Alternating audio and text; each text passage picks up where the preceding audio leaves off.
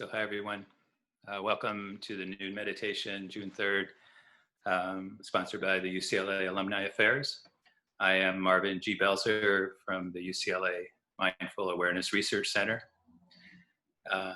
Today our theme, we have a little bit of a theme, each of these drop-ins this month. The theme is working with difficult patterns of thoughts. And it goes without saying that this is a relevant theme for probably all of us who are here today.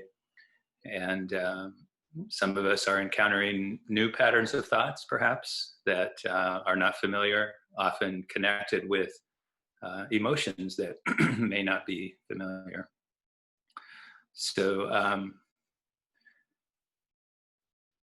I'll talk for a few minutes. We'll move into the meditation.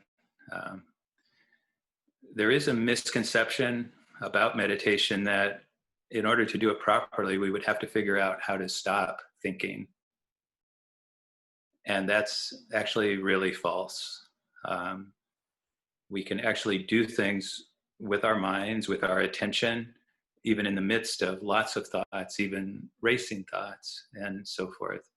And this is kind of the first principle to get clear about with the practice of mindfulness, that we actually are not trying to micromanage our minds or control our thoughts so much as use our attention skillfully. And when we do the meditation, I'll guide you in some ways to do this. But it does not involve changing what's happening so much as bringing attention into what is happening in a skillful way and in a way that can be done. And so it's also good to recognize that the sort of thoughts that occur to us are an important part of being a human being.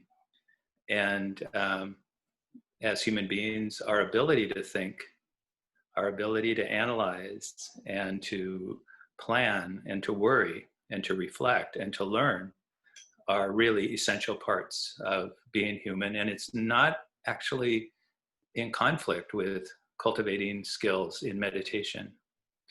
And so we use thoughts. We use thoughts to show up here. We use thoughts to try, to make effort, and so forth. And we also can use thoughts in our meditation. And I'll include a little bit along those lines as we do the meditation. And in those moments when we realize our attention has been drawn into a stream of thoughts, it's good to recognize this is normal. It's not my job, whether in meditation or outside of meditation, to control my thoughts so much as to become more aware of what is actually happening, the real experience. And often the thoughts that occur to us will be connected with emotions. And again, it goes without saying that we're living in a period of time where emotions are strong and there's so much uncertainty. There's grief and there's reasons for grief and even outrage. And so we can be skillful in including awareness of what's actually happening in our experience.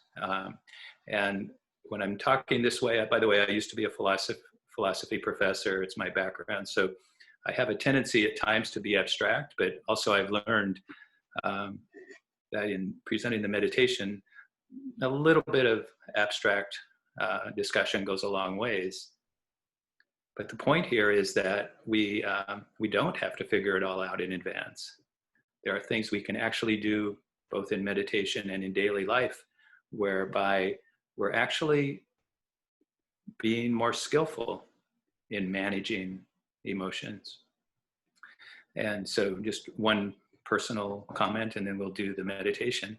I live in Venice. I think most of us on this call have been at UCLA, of course, so you know Venice. I was part of a march yesterday in Venice. One of the chants that was chanted was no justice, no peace.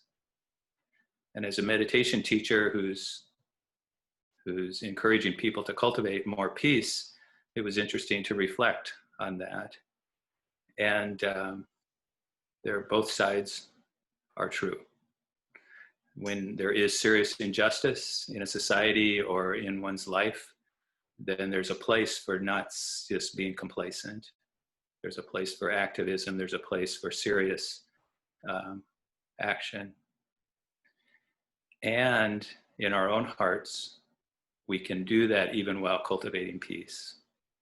And if I had more time, I would be happy to share my own stories, but my own interest in meditation going back 30 years ago was related to being politically active and noticing that my own mind and my own heart were not at all peaceful, even though I was hoping for a more peaceful world and hoping to be a good influence in that direction. So there's more to say here probably. This meditation is accessible to everyone, even if we're not exactly on the same page around our personal situations and our stories. So we'll take about 15 minutes, 16 minutes for the meditation, then I'll say a little bit at the end again. So we don't have to make something happen here. Eyes can be open or closed. Might take a few deeper breaths. Slightly deeper in breath and out breath.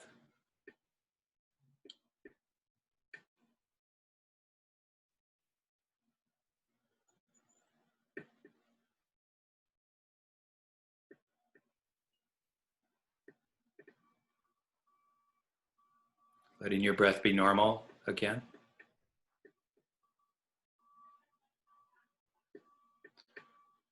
Right, direct your attention to the sounds you can hear. So we're not trying to change anything about what's actually happening for us, except we direct our attention to one part of our experience.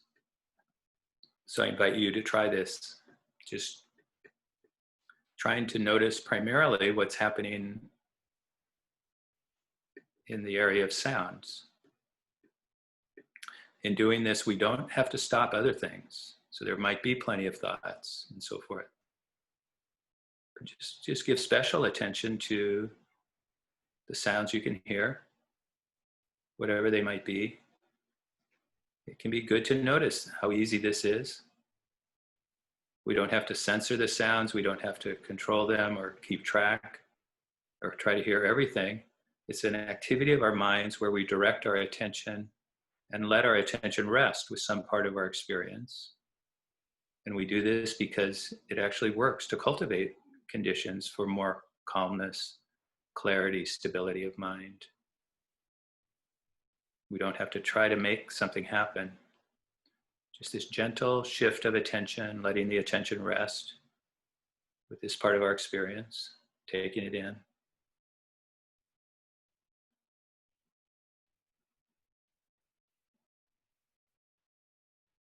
At times when we find that we have a lot of thoughts or we notice patterns of thoughts repeating a lot, it can be nice to open attention to sounds, just give our minds this expansive field for attention.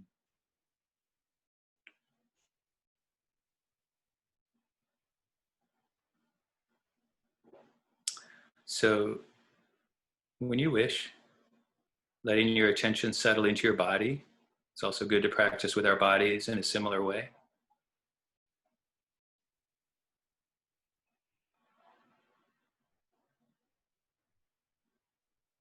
So you can notice that it's subtle, but there is a difference. Am I focusing on sounds or am I focusing primarily on what I can feel in my body? We're not trying to do something perfectly. So just noticing what can you feel throughout your body, head, shoulders, arms, hands, torso, legs, feet. Vibration, pressure, softness, and so forth.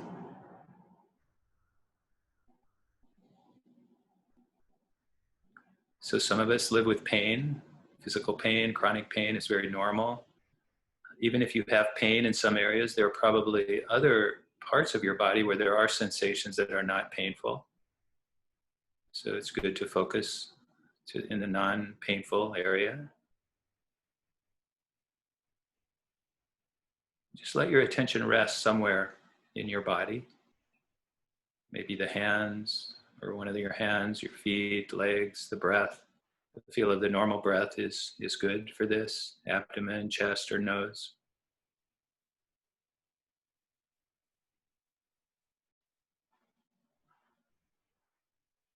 Again, we're not trying to get something out of the sensations. It's just subtle but doable mental activity, focusing attention on something actually happening. It's not make-believe. Tuning into these actual sensations, staying there for a while.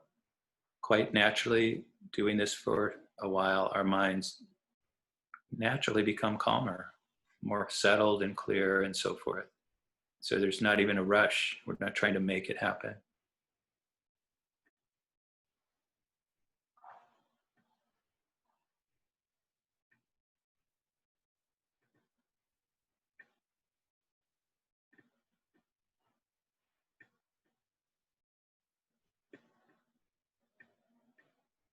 So most forms of meditation begin in this way, one way or another, choosing different objects of consciousness to focus on.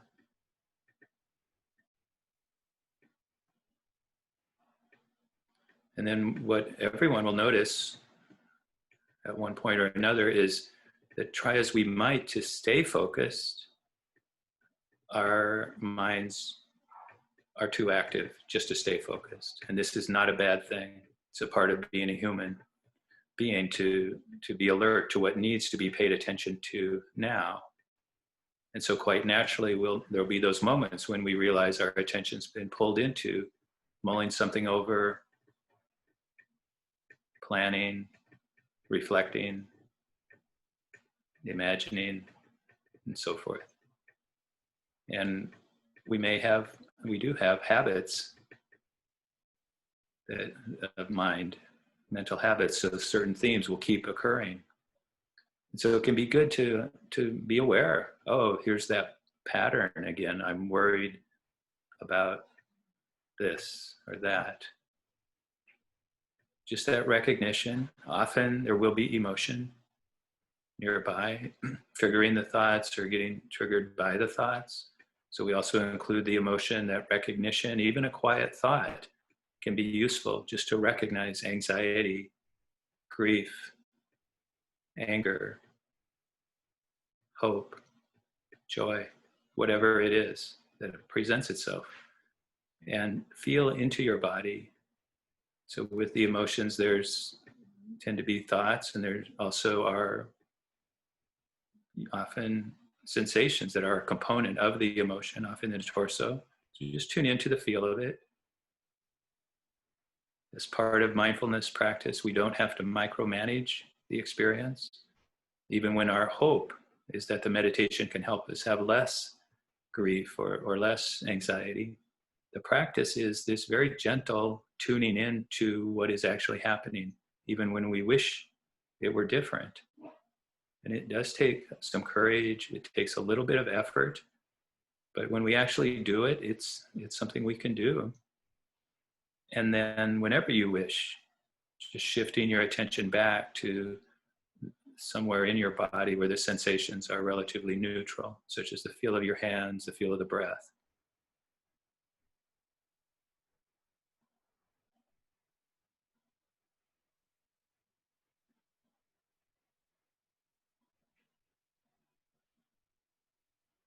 And in those moments when we notice that we are judging ourselves or judging something, this is a really good opportunity in this context simply to notice thoughts as thoughts.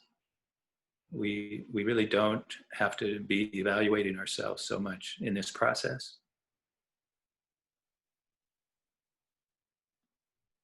Even when we have insights, and we will at times, we just let them be. We don't have to try to make that happen.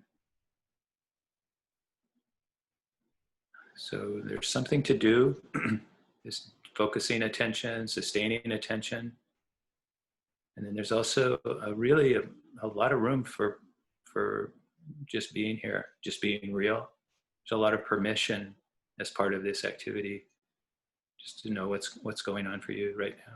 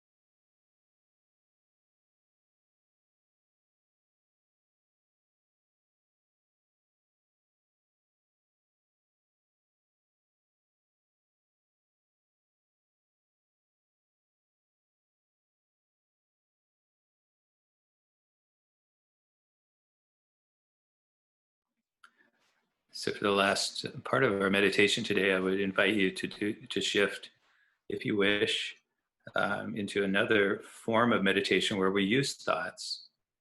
So we use mental imagery, we use some reflection, and so forth.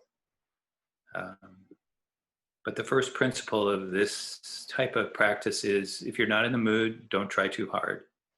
It's actually really important. So it's a kindness practice.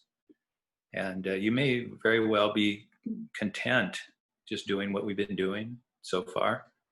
So don't rush to follow my directions for these next couple minutes. Just gesture a little bit if you're so inclined, and if you're not inclined at all, just don't do it. Um, but if you wish, who comes to mind when I ask who is someone who is supportive for you in your life right now?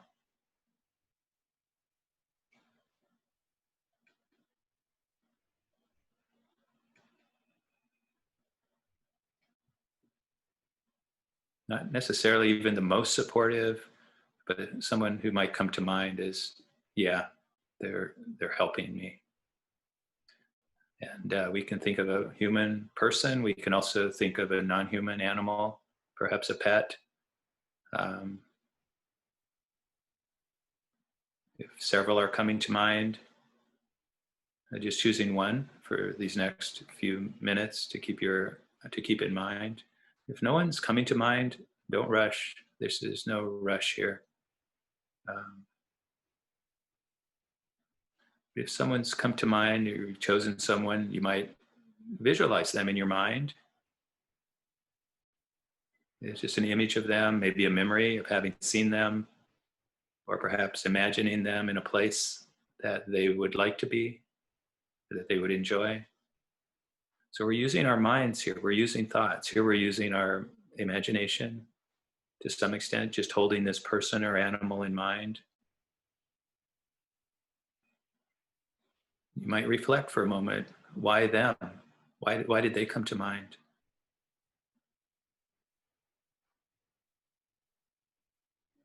And no rush here, but maybe some thoughts will occur to you.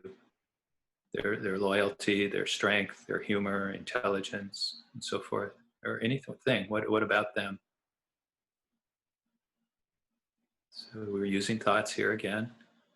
This is a real form of meditation. It can be a great form to use. It goes well with mindfulness. We're not trying to make something happen, but just turning our attention to a being who is supportive can engender appreciation, love. There might be some emotion. And so, of course, we include that, the experience of it. What does it feel like? What does it feel like in my body? The heart area, the chest, often.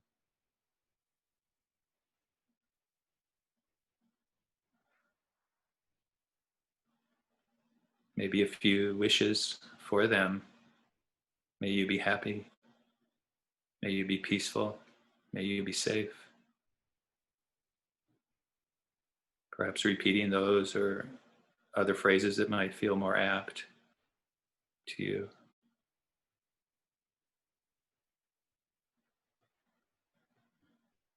So this is almost playful. It can be a very serious form of meditation, but we're simply turning our attention to some being whom we appreciate. And then we're taking some time. We're taking a few minutes. We're letting that appreciation have its effect in us. And even though it can seem a bit trivial, it can have profound effects just to take this time. But as before, we're not trying to make something happen. We may not be in the mood for this at all, so we don't push at all. Just that practice of being real.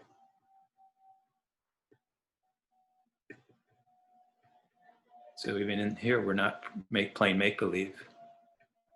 We're actually appreciating the goodness of someone, the real goodness.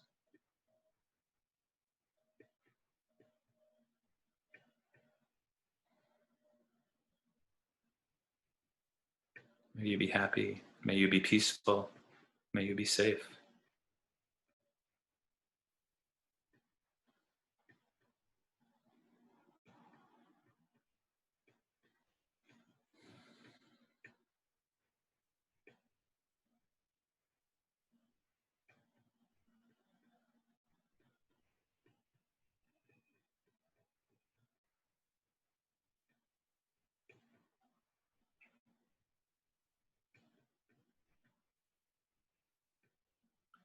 And for the last 30 seconds, just coming back to the feel of your body again.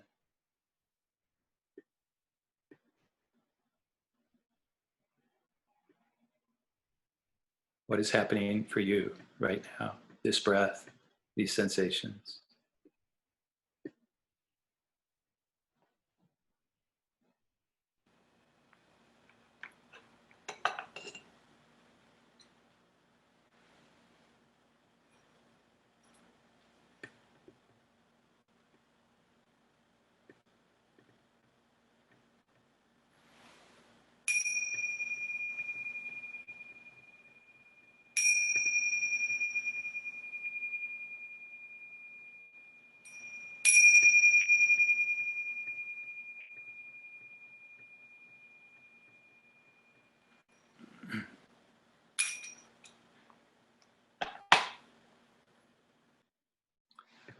Yeah, so thank you. It's good to meditate with you. So what we did there at the end is excuse me, it's a great form of meditation. And as I emphasized, we use thoughts. So we use our visual imagination, we reflect, we appreciate someone. And there is that process of just taking the time. It does take some patience. Our minds will wander and we'll get lost doing that as well. We take that in stride. But it is a way of using thoughts. And it's a sort of practice that can both be calming, and it also can be a way of meditating, but also turning our attention to a positive theme in a way that's very helpful. But at no process do we, whether in the basics of mindfulness or in the practice of kindness, we're not using force or even kind of that tendency to try to make something happen, so much as giving ourselves the permission just to bring awareness into our experience. And this can take some time, but the effects are definitely non-trivial. And sometimes, of course, the effects are more noticeable when times are tough. And so just that simple capacity to decide where to place my attention, right? Whether with my breath or with the thought of someone whom I'm happy to have in my life, is it's something we can do with our minds that has a measurable and significantly good effect. And then even outside of meditation, what we find is that even a 10-second break, right, where things are happening with the family or with this or that, even a 10-second break, just noticing one breath, tuning into what's actually happening in my experience, not sugarcoating, not pretending, not trying to make something different, just the awareness can actually help us have more freedom in our response to what is happening. So thank you all for showing up today. My name is Marvin G. Belzer at the UCLA Mindful Awareness Research Center. We do have a free app called UCLA Mindful, which has guided meditations that are available there. And my colleague Diana Winston will be back next week. I realize most of you were disappointed to see it was me. Take care. We'll see you.